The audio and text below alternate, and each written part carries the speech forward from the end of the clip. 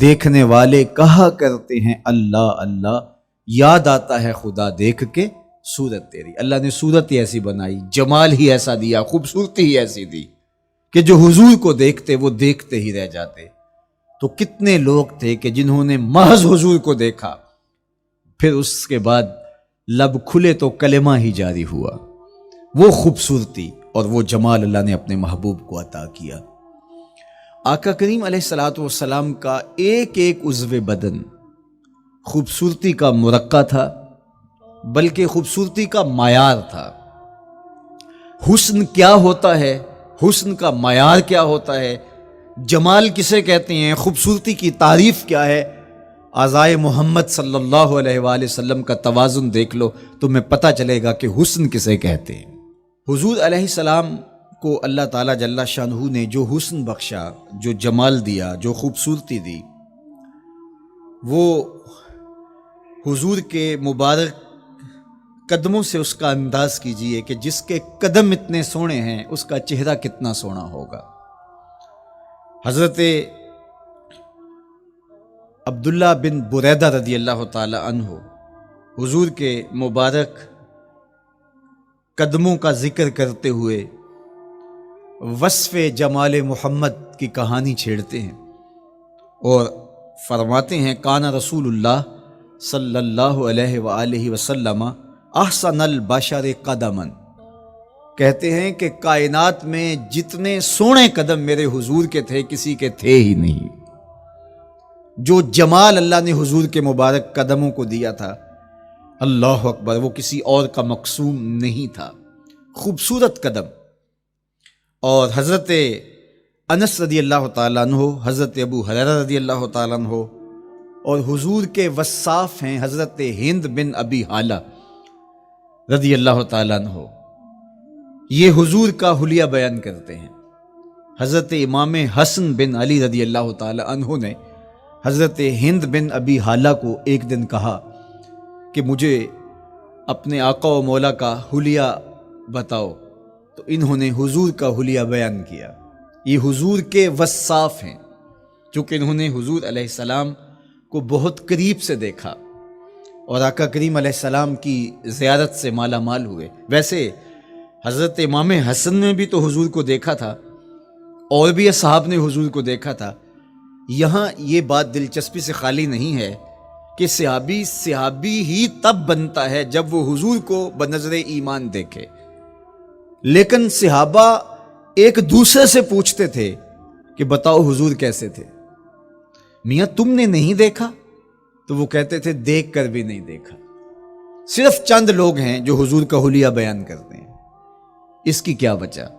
تو علماء نے لکھا کہ حضور کے چہرے پہ جلووں کی تابش ایسی تھی اور حضور کا جمال ایسا تھا اور اس کی چمک ایسی تھی کہ کسی میں ہمت ہی نہیں تھی کہ وہ جی بھر کے دیکھ سکے۔ تو بعد میں ایک دوسرے سے پوچھتے تھے بتاؤ تم نے دیکھا تو حضور کیسے تھے؟ اگر ان لوگوں کی تعداد میں آپ کو بتاؤں تو 3 درجن سے زیادہ نہیں ہوگی جو حضور علیہ السلام کے وصاف ہیں، حضور کے حلیہ نگار ہیں، جو آقا کریم علیہ الصلوۃ والسلام کی صورت کا نقشہ بیان کرتے ہیں۔ دیکھا 1,24,000 اصحاب نے ہے، لیکن جو وصف بیان کرتے ہیں، شمائل رسول کو بیان کرتے ہیں، ان کی تعداد 3 درجن سے زیادہ نہیں ہے۔ اور یہ بھی وہ لوگ ہیں جنہوں نے حضور کو بچپن میں دیکھا، جنہوں نے حضور کو سوئے ہوئے دیکھا، حضور کو بہت قریب سے دیکھا۔ حضور علیہ الصلوۃ والسلام کے پاس ان کا آنا جانا بہت زیادہ تھا، اس طرح انہوں نے حضور علیہ السلام کو دیکھا۔ حضرت حسان بن ثابت رضی اللہ تعالی عنہ فرماتے ہیں کہ میں جو حضور کا حلیہ بیان کرتا ہوں تو اس کا سبب یہ ہے کہ میرے پاس حضور کو دیکھنے کا ایک طریقہ آ گیا تھا۔ فلما نظرت الی انوارہ فودعت کفی علی عینی خوفا من ذہاب بصری، کہا کہ جب میں حضور کو دیکھتا تھا تو اپنی آنکھوں پر انگلیاں رکھ کے انگلیوں کی اوٹ سے دیکھتا تھا کہ حضور کے جلووں کی چمک سے میری آنکھوں کی بینائی نہ جاتی رہے۔ یہ کون کہہ رہے ہیں؟ حضرت حسان بن ثابت رضی اللہ تعالیٰ عنہ۔ اور آپ جانتے ہیں حضرت حسان بن ثابت رضی اللہ تعالیٰ عنہ شاعر ہیں، اور شاعر حسن دیکھنے میں بڑا دلیر ہوتا ہے، اور یہ حسن بھی ابھی پوشیدہ ہے، 70,000 بشریت کے پردے ڈالے گئے ہیں۔ اگر یہ حسن بے نقاب ہوتا تو کوئی جلووں کی تاب ہی نہ لا سکتا۔ یہی بہتر ہے کہ وہ پردے میں رو پوش رہے، وہ اگر پردہ اٹھا دے تو کسے ہوش رہے، کس کی ہمت تھی۔ اب چھپا ہوا مستور حسن بھی اگر دیکھتے ہیں تو آنکھوں پہ انگلیاں رکھ کے دیکھتے ہیں، اور بیان کرنے والوں کی تعداد میں نے عرض کی کہ 3 درجنوں سے زائد نہیں ہے۔ تو یہ وہ لوگ ہیں جنہوں نے حضور کو دیکھا۔ اب امام حسن پوچھ رہے ہیں حضرت ہند بن ابی حالہ رضی اللہ تعالی عنہ کو کہ آپ نے حضور کو دیکھا تو مجھے بتائیے میرے نانا کا جمال کیسا تھا۔ تو حضرت ہند بن ابی حالہ نے حضور کا حلیہ بیان کیا۔ تو جب حضور کے قدموں کی کہانی انہوں نے بیان کی تو حضرت ہند بن ابی حالہ نے کہا کان النبیو صلی اللہ علیہ وآلہ وسلم شسن القدمین والکفین، حضور علیہ السلام کے مبارک قدم اور حضور کی ہتھیلیاں پرگوشت تھے۔ یہ حضور علیہ السلام کے مبارک قدموں کا جمال بیان کرتے ہیں۔ اللہ اکبر۔ اور حضور علیہ السلام کے قدموں کے بارے میں امام ترمذی جو شمائل میں حدیث لائے ہیں اس میں انہوں نے یہ بھی بیان کیا کان رسول اللہ صلی اللہ علیہ وسلم مسیح القدمین، حضور علیہ السلام کے مبارک قدم ملائم تھے، خوبصورت تھے، کھردرے نہیں تھے، کوئی پھٹن نہیں تھی۔ عمومی طور پہ قدم پھٹ جاتے ہیں اور ایڑیاں بہت سارے لوگوں کی پھٹ جاتی ہیں تو وہ خوبصورتی باقی نہیں رہتی۔ تو وہ کہتے ہیں کہ حضور مسیح القدمین تھے، اور جب آقا کریم علیہ السلام کے مبارک قدموں پہ پانی ڈالا جاتا تو وہ ڈھل کے نیچے چلا جاتا۔ یہ تھا حضور کے قدموں کا حسن اور حضور کے قدموں کا جمال۔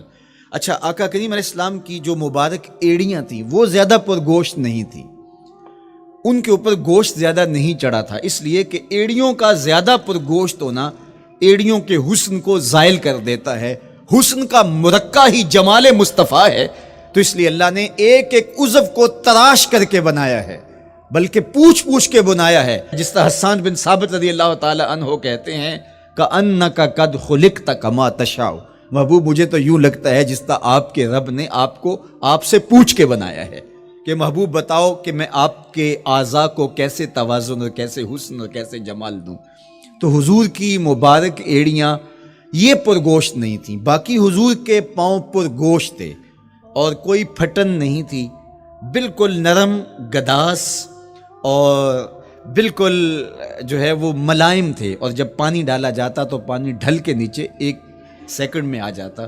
یہ اللہ نے محبوب کو حسن دیا۔ حضرت ہند بن ابی حالہ نے کہا کہ حضور کے مبارک تلوے جو تھے وہ درمیان سے اٹھے ہوئے تھے، ایڑیوں سے لے کر کے انگلیوں تک یہ تلوہ کہلاتا ہے، جو اس کا نچلا حصہ جو زمین سے مس کرتا ہے، اور اس میں جو درمیان والا حصہ ہے یہ اٹھا ہوا ہو اور بالکل پاؤں سیدھا نہ ہو تو یہ پاؤں کا حسن ہے۔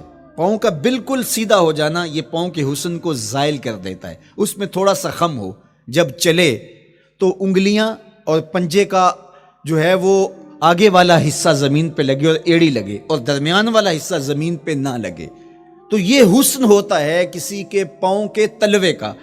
اللہ نے محبوب کے مبارک قدم کی پشت کو بھی حسن دیا، حضور کے تلووں کو بھی حسن دیا، حضور کی ایڑیوں کو بھی حسن دیا۔ سائل الاطراف، حضور کی مبارک انگلیاں قدرے لامبی تھی، اور یہ حسن ہوتا ہے۔ انگلیاں چھوٹی ہوں، ان کا قد پست ہو تو پاؤں کی خوبصورتی دکھائی نہیں دیتی، لیکن اللہ نے اپنے محبوب کی انگلیوں کو بھی ایک لمبائی عطا کر کے اس کو بھی ایسا جمال دیا تھا یار جو پاؤں کو دیکھتا رہے وہ پاؤں کو ہی دیکھتا رہ جائے۔ اللہ اکبر۔ اچھا، بعض احادیث میں آتا ہے کہ حضور علیہ السلام کے مبارک تلوے جو ہیں لیس لہا اخمس، یہ لفظ ہیں کہ وہ اخمس نہیں تھے، یعنی وہ درمیان سے اٹھے ہوئے نہیں تھے۔ تو اس کا کیا مطلب ہے؟ یہ حضرت ابو ہریرہ رضی اللہ تعالیٰ عنہ سے جو مروی روایت ہے اس میں یہ ہے لیس لہا اخمس، اور حضرت ہند بن ابی حالہ سے جو حضور کے مبارک تلووں کا حسن بیان کیا گیا ہے تو اس میں یہ بیان کیا گیا ہے کہ حضور علیہ السلام کا مبارک قدموں کا تلووں کا حسن یہ تھا کہ وہ درمیان سے تھوڑے سے اٹھے ہوئے تھے، اور یہ خوبصورت پاؤں کا جمال ہوتا ہے۔ تو ان 2 چیزوں میں علماء نے تطبیق کی ہے۔ اللہ ان علماء کی قبروں پر رحمت نازل کرے جو حضور کے حسن پہ، حضور کے جمال پہ گفتگو کرتے رہے، اور ایک ایک عضو پر انہوں نے کئی کئی صفحات لکھے اور کتابیں انہوں نے تحریر کی حضور کے جمال پر۔ اب حضرت ہند بن ابی حالہ رضی اللہ تعالی عنہ، انہوں نے تو حضور کو گھر میں دیکھا تھا، یہ حضرت خدیجۃ الکبریٰ رضی اللہ تعالی عنہا کے فرزند تھے ابو حالہ سے۔ اب انہوں نے تو دیکھا، اب حضور لیٹے ہیں تو انہوں نے حضور کے پاؤں کو دیکھا کہ درمیان میں ہلکا سا خم ہے اور یہ پاؤں کا جمال ہے۔ اب حضرت ابو ہریرہ رضی اللہ تعالی عنہ نے جو حضور کے پاؤں کو دیکھا تو یہ اندرون خانہ کا دیکھنا نہیں تھا، تو انہوں نے کیسے دیکھا؟ تو حضرت ابو ہریرہ سے مروی ایک روایت سے سمجھ آتی ہے کہ انہوں نے جو کہا کہ لیس لہا اخمس، کہ ان کے مبارک تلوے درمیان سے اٹھے ہوئے نہیں تھے بلکہ بالکل برابر تھے، تو اس کا کیا مطلب ہے؟ تو حضرت ابو ہریرہ سے ایک روایت مروی ہے، وہ فرماتے ہیں کہ جب حضور علیہ السلام کسی چٹان کے اوپر چلتے تو حضور علیہ السلام کا وہاں قدم پڑتا تو وہ اس چٹان کے اندر حضور کا قدم گھس جاتا، وہ موم کی طرح چٹان نرم ہو جاتی۔ اس طرح زمین پر بھی حضور چلتے تو مبارک پاؤں کا جو نشان قدم ہے وہ پورا دکھائی دیتا۔ تو حضرت ابو ہریرہ رضی اللہ تعالیٰ عنہ اس سے یہ سمجھے کہ حضور کے تلوے جو ہیں وہ برابر ہیں۔ تو علماء نے اس پر گفتگو کی ہے۔ ایک تو حضور جب چلتے تھے تو آقا کریم پورے زور سے قدم زمین پہ رکھتے تھے اور اس وقار سے چلتے تھے کہ جس طرح حضور اونچائی سے نیچے کی طرف اتر رہے ہوں، تو جب پاؤں کو جما کر کے زور سے رکھا جائے تو پھر جو ہے وہ نشان نیچے پڑتا ہے۔ یا اللہ اپنے محبوب کے لیے زمین کو اور پتھروں کو بھی نرم کر دیا تو پھر حضور کے تلووں کا نقش بھی زمین کے اوپر جو ہے وہ حویدہ ہو جاتا۔ سلطان قاتبائی نے ایک ایسا ہی پتھر جس کے بارے میں شنید تھی کہ اس پر حضور کے قدموں کا نقش موجود ہے، تو انہوں نے 20,000 دینار کے اندر وہ خریدا اور انہوں نے یہ کہا کہ جب میں فوت ہو جاؤں تو حضور کے قدموں کے نشان والا پتھر میری قبر کے سرہانے بطور کتبہ لگایا جائے۔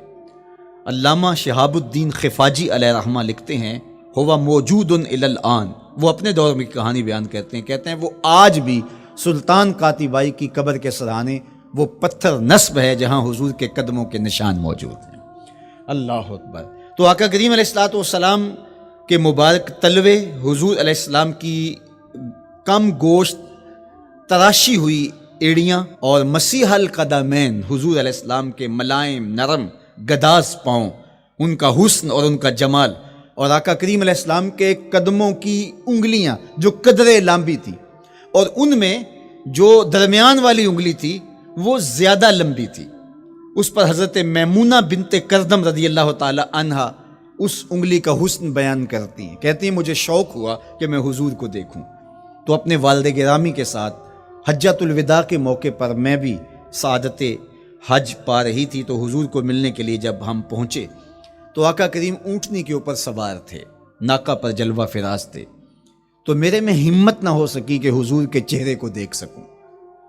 ایسا جلوہ، ایسا جمال، اللہ اکبر، اور ایسا روب اور ایسی چمک چہرے کی اور تابشیں تھیں کہ میرے اندر ہمت نہ ہو سکی کہ میں حضور کے چہرہ نور کو دیکھ سکوں۔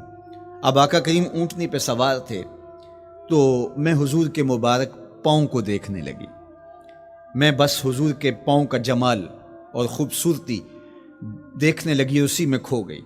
اب حضرت میمونہ بنت کردم رضی اللہ تعالی عنہا حضور کے مبارک قدموں کی ایک انگلی کا حسن بیان کرتی ہیں۔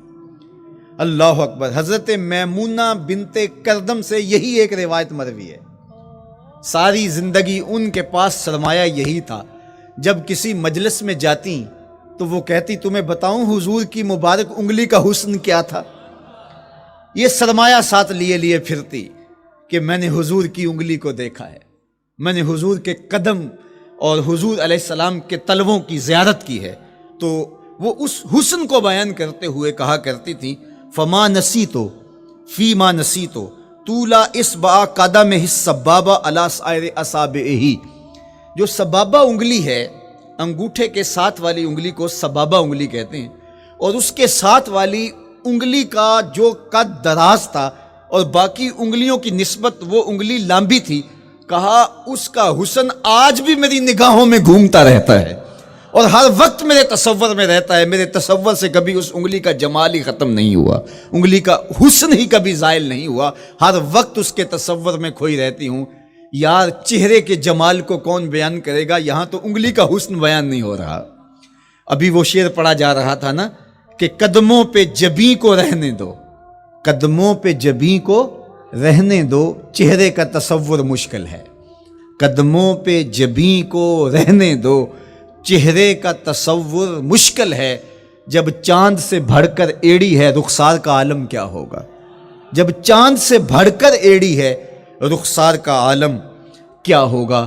تو اللہ نے اپنے محبوب علیہ الصلاۃ والسلام کو وہ جمال, وہ خوبصورتی اور حضور کے مبارک قدم, حضرت عبداللہ بن بریدہ رضی اللہ تعالی عنہ سے مروی روایت, کان رسول اللہ صلی اللہ علیہ وآلہ وسلم احسن البشر قدمن, کہتے ہیں جتنے سونے قدم, جتنے من مونے قدم میرے حضور کے تھے اتنے سونے قدم کسی اور کے تھے ہی نہیں. اللہ نے اپنے محبوب کو وہ جمال, وہ خوبصورتی اور وہ نور عطا کیا تھا. اچھا یہ قدم, یہ ایڑیاں, یہ مبارک تلوے اور یہ داراز انگلیاں اور ان انگلیوں کی چمک اور ان کی رنگت کا جمال اور خوبصورتی, جہاں اس کا صوری حسن تھا تو مانوی حسن بھی دیکھنے والا تھا. یہ قدم اٹھ جائیں اللہ اکبر تو تقدیر کے فیصلے ہوتے دکھائی دیتے ہیں. ان قدم کی اونچائی, ان قدم کی بلندیاں کہ عرش حق ان قدموں کے بوسے لے رہا ہے. اور میرے امام بولے زہ عزت و اے طلائے محمد, زہ عزت و اے طلائے محمد کہ ہے عرش حق زیر پائے محمد. قدموں کا حسن وہ بھی دیکھنے والا اور قدموں کی بلندی اور اونچائی اور اس کی شان و شوکت وہ بھی دیکھنے والی. اللہ اکبر. آقا کریم علیہ السلام حضرت ابو بکر صدیق کے ساتھ, حضرت عمر فاروق کے ساتھ اور حضرت عثمان غنی کے ساتھ احد پہاڑ پر تشریف لے گئے. یہ حدیث آپ نے بارہا علماء سے سنی ہے. احد کی چھاتی پہ جب حضور کے قدم آئے اللہ اکبر تو وہ خوشی سے جھوم اٹھا, مقدر جاگ گئے, بخت بیدار ہو گئے. ان کے قدم جو کہ اس شاک کی آنکھوں کی ٹھنڈک ہے, جب چھاتی پہ آ جائیں تو کون عاشق نہیں جھوم جائے گا. یہ تو حضور کے قدموں کے حسن کو بیان کیا جا رہا ہے. آپ کی روح رقص کر رہی ہے اور آپ کا دل جو ہے وہ ایک عجیب سرور اور کیف کی وادی میں اور ایک جو ہے وہ خوشیوں کے جو ہے وہ عالم میں نہال ہوتا چلا جا رہا ہے.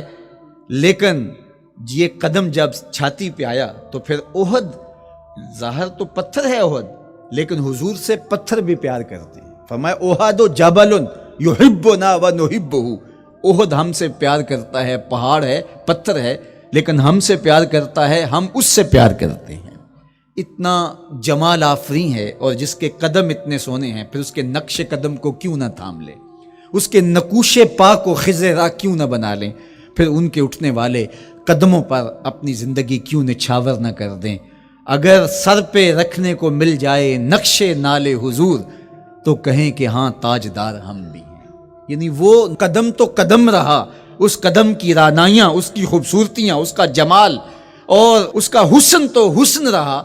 جہاں وہ مبارک قدم لگا, جہاں وہ نقش لگا, اگر وہ نقش بھی سر پہ رکھنے کو مل جائے تو کہا کہ اگر سر پہ رکھنے کو مل جائے نقش نال حضور, حضور علیہ السلام کا قدم تو جزو بدن رسول ہے. حضور علیہ السلام کے مبارک قدموں میں وہ جو نالین تھی, اس نالین کا بھی نقش وہ اگر سر پہ رکھنے کو مل جائے تو ہم زمانے کے تاجدار کہلائیں گے, اور جن کے سر پہ حضور کا قدم آ جائے ان کا مرتبہ کیا ہوگا. تو یہاں اس نقش کو بھی دیکھیے, حضور کے مبارک قدموں میں جو نالین آیا اس کو نالین شریف کہتے ہیں. اس نال کو نال شریف یا ان نالین کو نالین شریف کہا جاتا ہے, اس لیے کہ وہ حضور کے مبارک جسم سے جڑ گئے, حضور سے ان کا ربط پیدا ہو گیا, وہ جزو بدن رسول نہیں ہیں. تو اس کا یہ مرتبہ ہے, تو پھر حضور علیہ السلام کی شان اور حضور کی عظمت کیا ہوگی. اللہ اکبر. بلکہ حضور علیہ السلام کے نالین جہاں رکھے جائیں, وہ کسی نے کہا نا کہ ذرے اس خاک کے تابندہ ستارے ہوں گے، ذرے اس خاک کے تابندہ ستارے ہوں گے، جس جگہ آپ نے نالین اتارے ہوں گے۔ وہ جگہ جہاں حضور کے قدم نہیں، حضور کے قدموں سے مس ہوئے ہوئے نالین رکھے جائیں، وہاں جو ذرے اس نالین کے تلووں کو چومتے ہیں وہ بھی آسمان کے ستاروں سے اس شاخ کو حسین دکھائی دیتے ہیں، وہ بھی زیادہ چمکدار دکھائی دیتے ہیں، اور اس شاخ کی آنکھوں کا سرما اور ان کے دل کا قرار اور روح کی ٹھنڈک قرار پاتے ہیں۔ تو یہ ہے حضور علیہ السلام کی نسبت کا احترام اور حضور کی محبت کا اثر جو اس شاخ کے سینے میں محسوس کیا جاتا ہے۔ اللہ مجھے آپ کو اپنی خاص پناہیں، امان اور حفاظتوں کا حصاد بخشے۔